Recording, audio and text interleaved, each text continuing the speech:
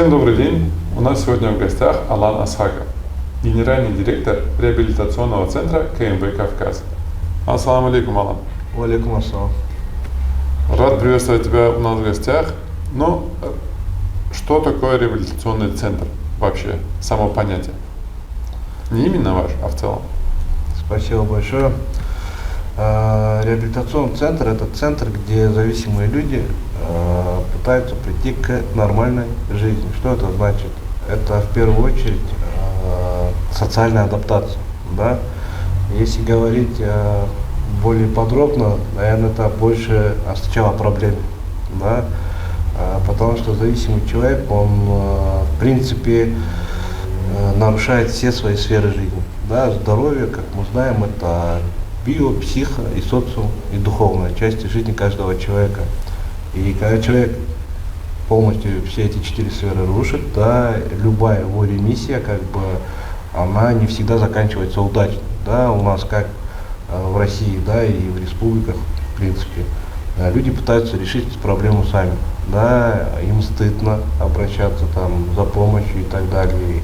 Они не хотят признавать, то есть, этих моментов, и в этом тоже их можно понять, потому что никто не захочет в своем близком человеке увидеть какую-то проблему или какой-то недочет, тем более… Показать свою слабость, да, не хотят? Да. Тем более мамы и отцы, да, нет, наши дети самые лучшие, да, их в этом можно понять, но здесь больше, наверное, проблема в том, что заключается, что люди не осведомлены, да, в первую очередь, о самой проблеме зависимости, что это заболевание, точно такое же заболевание, как рак, сахарный диабет и так далее. А какие вообще бывают виды зависимости, от чего человек зависит? Если рассматривать именно наркотическую и алкогольную зависимость, это… помимо наркотической и алкогольной еще есть виды зависимости? Конечно, мы все от чего-то зависим, да. Я, наверное, так скажу, сугубо, да, мое личное мнение и мой вывод.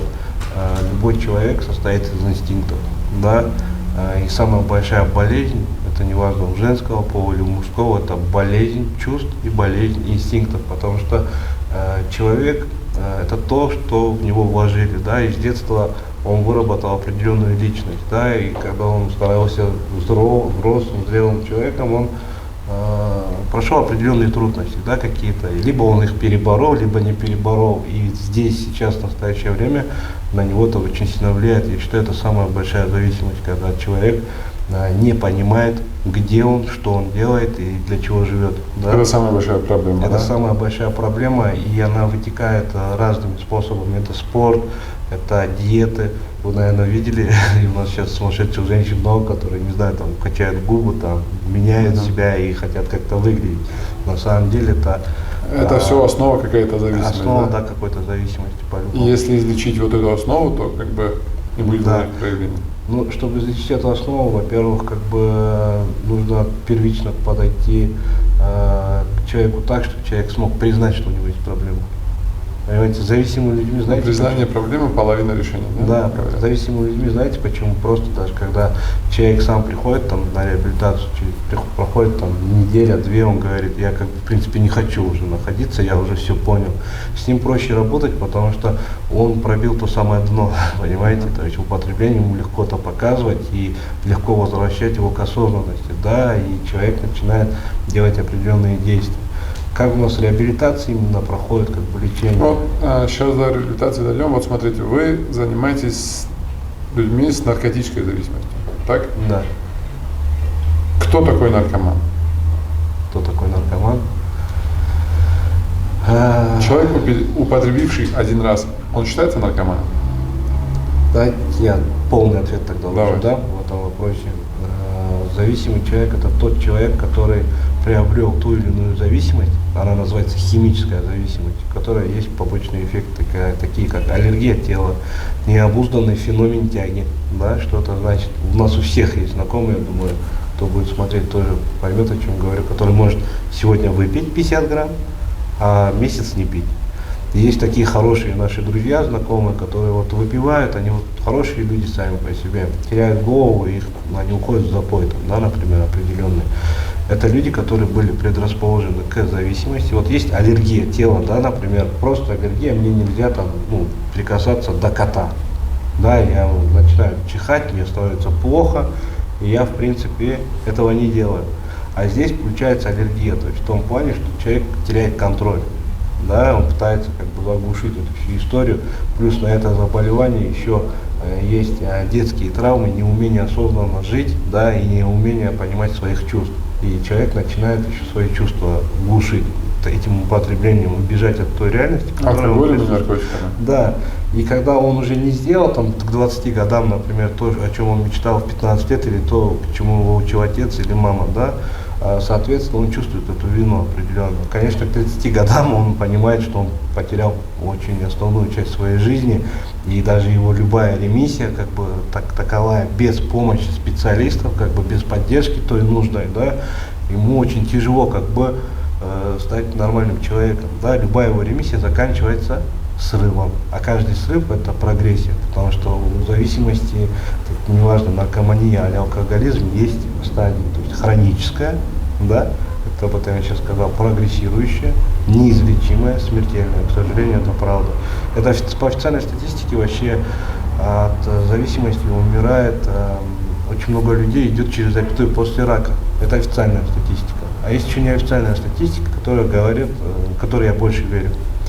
Так скажу, потому что спрыгнул с крыши, самоубийство, попал в аварию, ДТП, остановилось сердце, остановка сердца. То есть причину следственной связи как бы никто не раскрывает и не рассказывает. Я не скажу, что это выгодно там кому-то, да, просто можно. То есть ты имеешь в виду, что вот люди, которые умерли от ДТП, но при этом были в состоянии там наркотического опьянения, что по статистике они попадают не в смерть от зависимости, а в смерть от ДТП.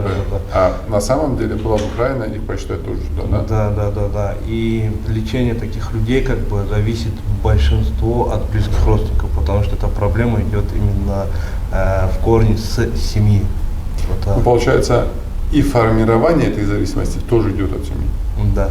И впоследствии лечение тоже идет. Да, потому что это называется созависимость, да, как бы это для людей некоторых иногда звучит дико, как бы, да, особенно у нас, типа созависимые, что это такое. Это люди, которые, допустим, у них не было чего-то в детстве, они решили это отдать своим детям, да, или у них что-то было, они решили забрать. То есть таким путем они пытаются воспитать, то есть дать все или забрать все, или воспитать той или иной рамки, да, но на самом деле это ответственность, да, мы говорим сейчас об ответственности и в первую очередь говорим о такой ответственности, которую человек должен дать своему ребенку, научить его быть самостоятельным, да, а когда у ребенка формируется, да, как бы мышление, что тот виноват, этот виноват, вы мне то дали, то не додали, да, как бы, и идет вот эта как бы манипуляция, она-то с детства прижилась, и сознание никогда не хочет обвинить себя и найти причину в себе, оно всегда пытается зацепиться за окружающие. Это какой-то защитный механизм получается, да? Да, их очень много, да, как бы, это система защитных механизмов человека, да, они работают у обычных людей норм, а у зависимых они работают вообще по-другому, да, Всевышний так сделал, что у нас умирает близкий человек, да, не дай Всевышний, да, и мы говорим, быть этого не может, да, то есть осознание приходит постепенно, а у зависимого человека рационализация, импровизация, минимизация, интеллектуализация, фантазии, там, контрпереключение, обвинение других людей и так далее, то есть это происходит, как бы человек психически чуть-чуть ненормальный, понимаете? Мое мнение о зависимых, да, как бы я очень хорошо отношусь, потому что я знаю суть, как бы, да, и по себе, как бы знаю, это неплохие люди, да, просто сама болезнь, как бы выбирает нам то или иное окружение или те или иные понятия, не потому что мы этого хотели или они этого хотели, да, а потому что нам пришлось, да, понимаете, да, чем другого выхода не было. И когда человеку ты объясняешь это все, как бы человек за этот шанс пытается схватиться, как в основном это происходит, как бы, да, это так. И самое страшное, Рустамбек, вот, спасибо вам большое, что пригласили меня, да, очень благодарен за это. Я хотел такую вещь сказать, у нас в народе есть такая огромнейшая проблема, когда в семье есть какая-то определенная проблема с зависимым человеком. Первое, что делают родственники, они скрывают это от соседей, от близких, от всех, кого возможно. Да? Они стыдятся этого. Если даже взять с точки зрения религии, да, как бы мы осознанно, получается, даем шанс употреблять нашим близким людям, правильно? То есть ты способствуешь этому, а не способствуешь его как бы остановке, да? Я не говорю, сейчас надо бежать, обращаться в реабилитационный центр или куда-то.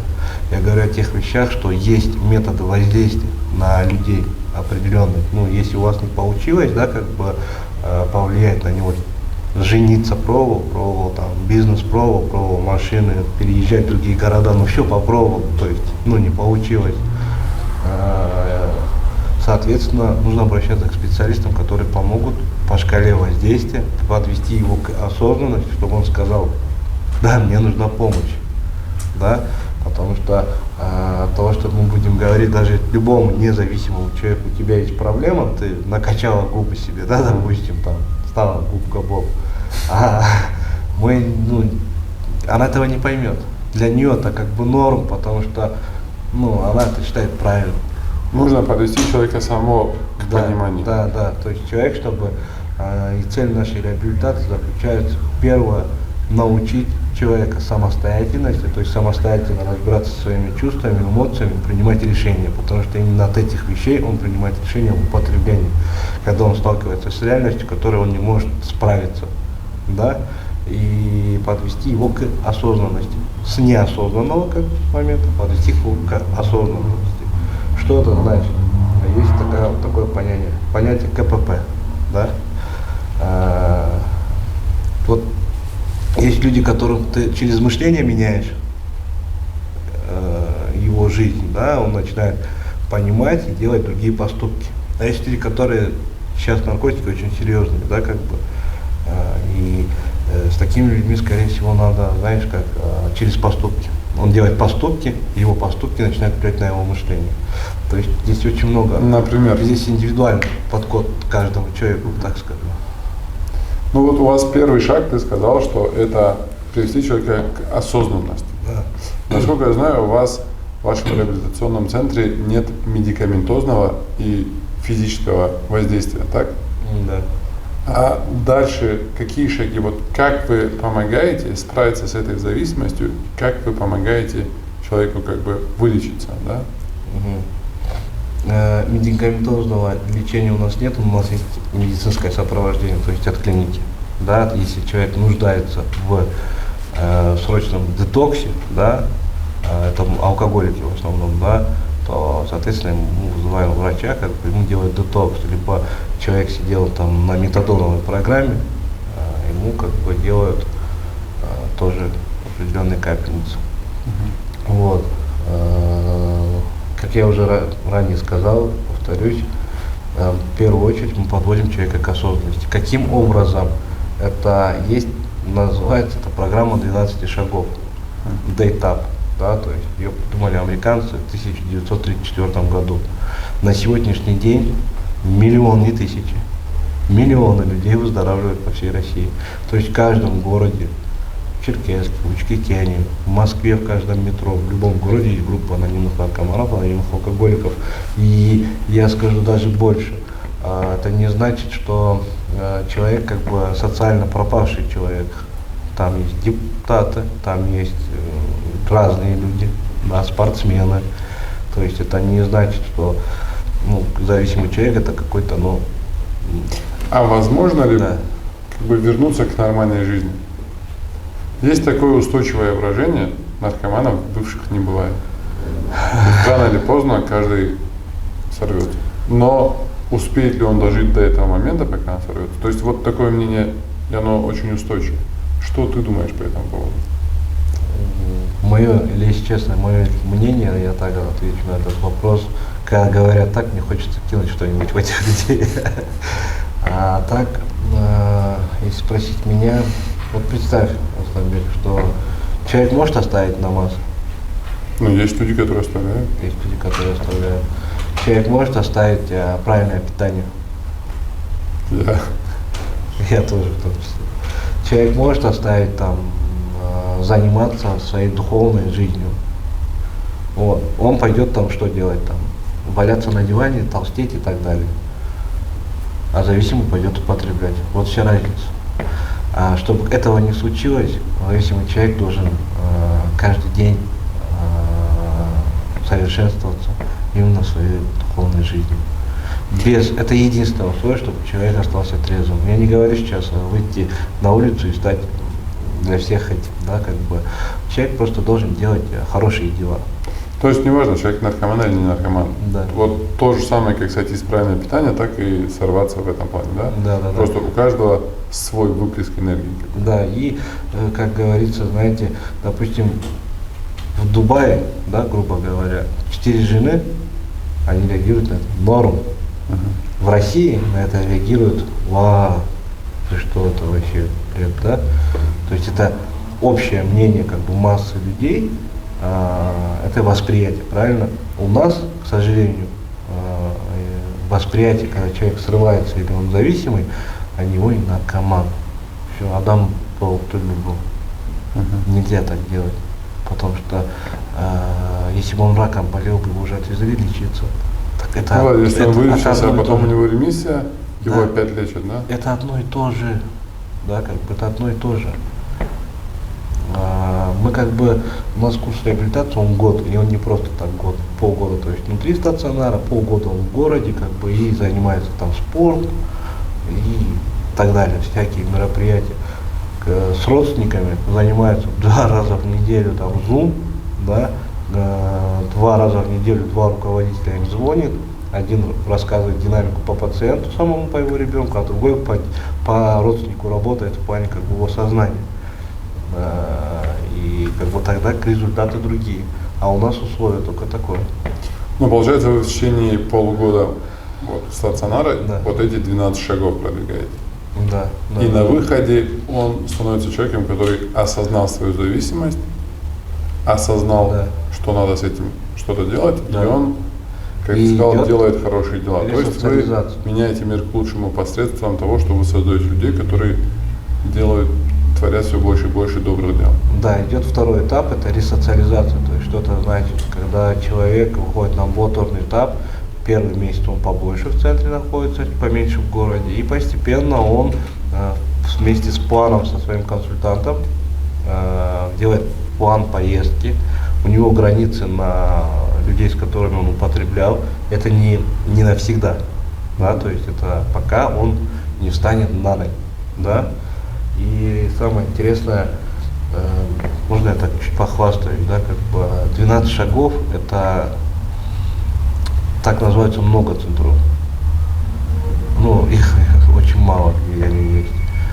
Но здесь Очень мало реально работающих или очень мало Да. эффективных? эффективных, реально работающих. Здесь в крае, я знаю, это КАС, Кавказский антинаркотический союз, очень хороший центр. И решение, ну это мое такое, да, как бы мнение.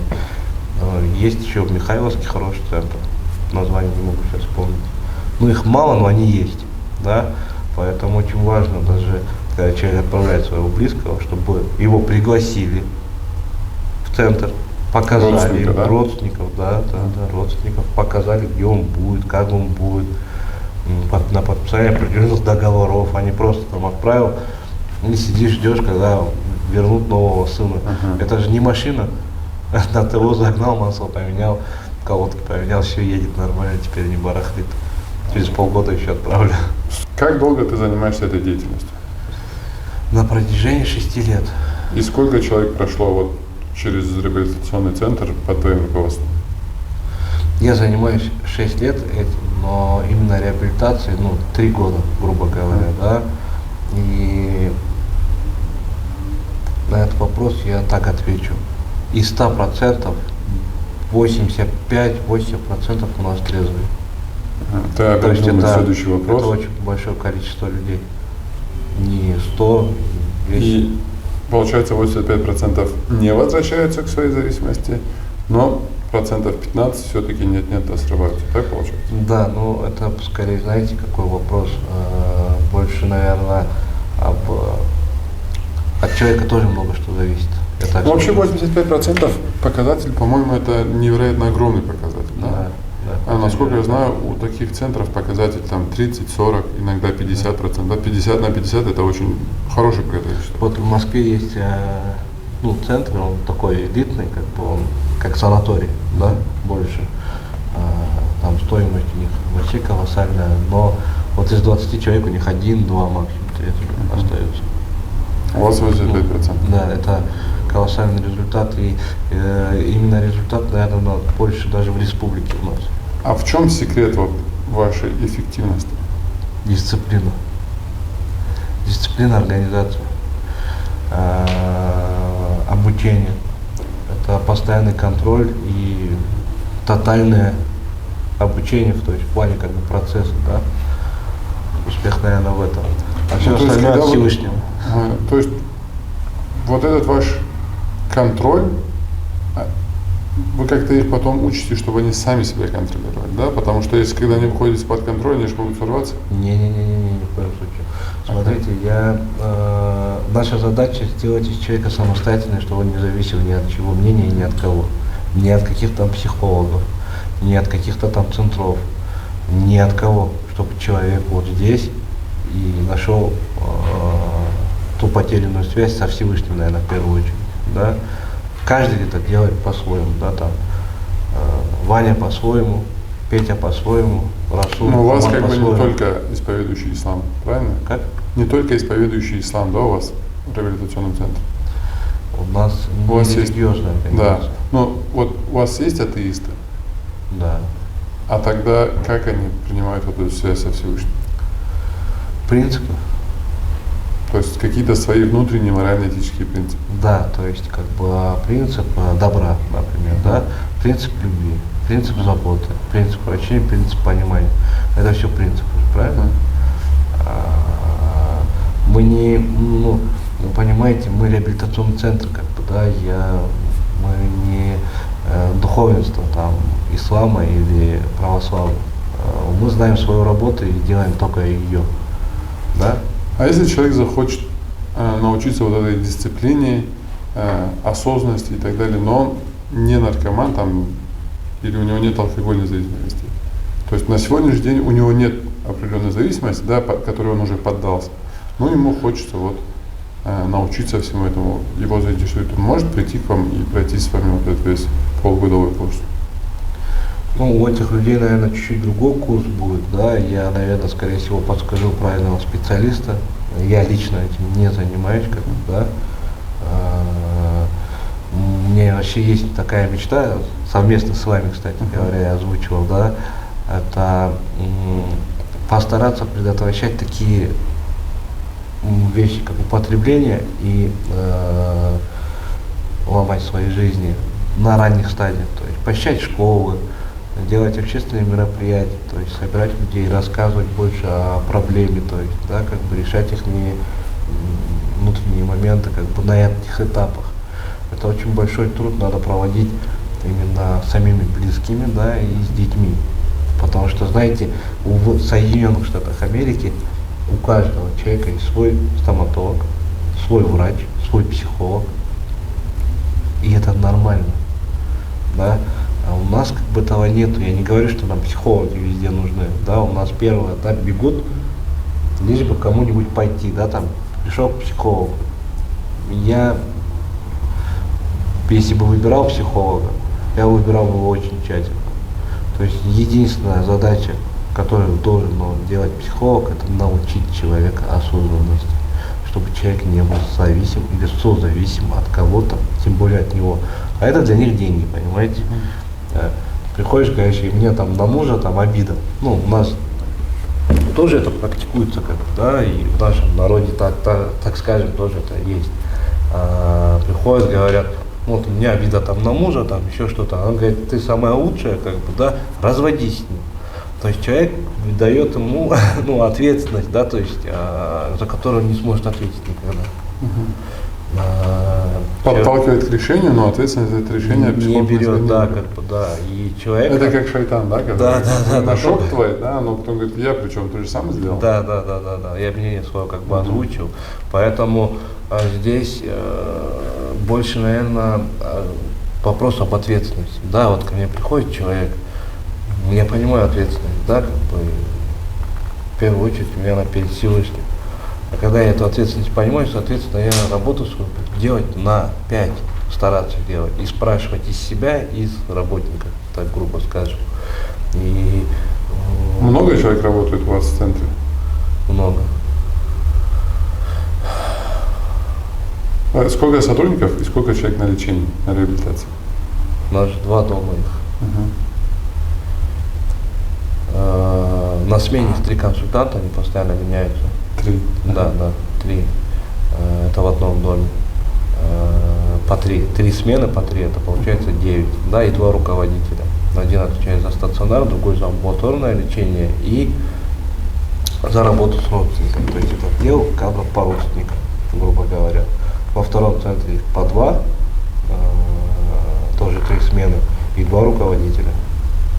Там 11, там. То есть на амбулаторном этапе, вот если сейчас брать этот месяц, у нас где-то около 30 человек. Ты же сам видел. На сотрудников 30 человек? Не. На людей, которые выздоравливают только лишь в городе. Которые сами по своей воле решили, что продолжать надо лечение и не уходят. А именно в стационаре сколько у вас? Около 50. 50, 52, вот так.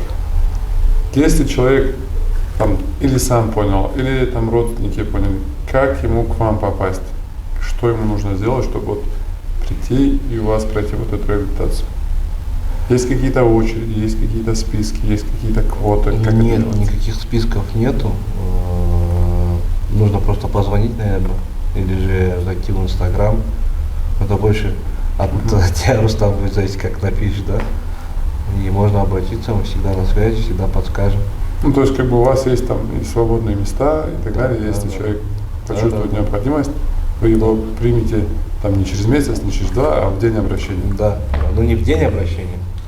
Почему, сейчас объясню, во-первых, надо понять, как мы можем помочь, можем ли мы вообще помочь.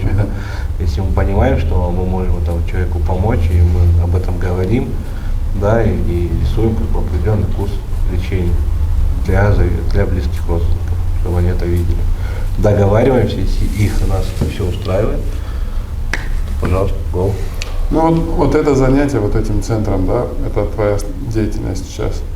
Это как бы твой вклад в развитие этого мира, это твой вклад в свою карму или что это? Вот почему ты этим занимаешься? Я, можно коротко отвечу, это нужно мне, лично мне, намного, сотни тысяч раз больше, чем это нужно другим. Вот, это для меня это так. Это для тебя очень важно? Да. Это то место, где я могу принести много блага. И это не просто слова, это подкреплены фактами, успехами, достижениями и трезвыми людьми, и поэтому, да. И в завершении нашего диалога,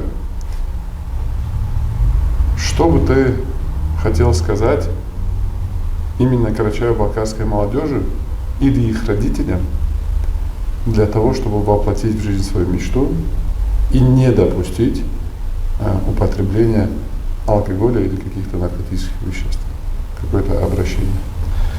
Это такой вопрос, я бы даже ответил на него так, чуть с юмором даже. Перестаньте играть в русскую рулетку. Это, знаешь, как это вот как револьвер крутишь под один патрон, пытаешься, играешь. Застрелить, не застрелить. О чем это говорит?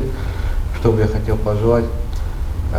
Первое, у нас говорят, ты должен быть хорошим сыном, правильно? Хорошим внуком, оттягать галает, пугалает, там-то, это должен сделать, это, хорошим мужем. Должен отучиться 5 лет и работать потом за 50 тысяч, например, да? Это неинтересно. Сейчас это неинтересно. Сейчас 21 век, люди хотят развиваться.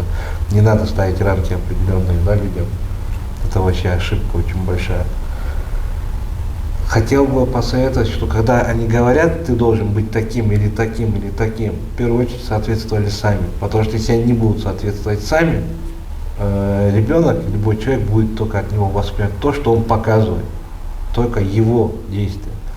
А лучше не говорить, каким он должен быть, потому что к определенному своему возрасту, да, он столкнется с тем, что он не такой, потому что его не научили таким быть, ему сказали, ты должен. И эти личности будут его всю жизнь преследовать и влиять на его социальную, духовную, физическую, биологическую, на все сферы жизни. Что человек может раком заболеть, аллергии получить, зависимость получить и куча других вещей. Когда человек находится в радости, да, в душевном, хорошем состоянии, ему не нужны ни созависимые отношения, ни наркотики, ему ничего не надо. Поэтому, наверное, самим учиться, в первую очередь, как воспитывать своих детей, чтобы предостеречь его от тех вещей, о которых мы сейчас разговариваем. Потому что ты, Рустамбек, тоже много знаешь, да, в этом плане, какие у нас проблемы на самом деле. У нас в республике 70% зависимых.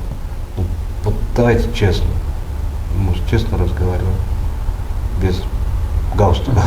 У нас очень много их. И дальнейшее поколение за него на самом деле страшно. Ты делаешь от своей стороны все для того, чтобы у нашего народа сохранилась целостность, да? Мы делаем то же самое. А за нашу целостность кто отвечает? Никто. Кто, как говорится, кто если не мы, да? Поэтому первая рекомендация — не доводить до этих вещей только таким. Вы обращайтесь к психологам, я не знаю, позвоните сюда, там, мы подскажем, куда пойти. Не допускать этих вещей. Это, наверное, то, что я хотел сказать. Сегодня у нас в гостях на такой короткой встрече был Алан Асхаков, генеральный директор реабилитационного центра КМБ «Кавказ». Контактные данные мы оставим под видео. Если будут какие-то вопросы, можете звонить, писать мне или Алану. Спасибо за время, за внимание и за ту деятельность, которой ты занимаешься, за ту пользу, которую ты вносишь и во весь мир, и в развитии карачаево-балкарского народа. Спасибо большое, в первую очередь вам, Рустамбек. Вы, наверное, занимаетесь этим долго, да? Мне было очень приятно здесь находиться. Аллах сау берсин. Аллах қоршын, Аллах разы болсын.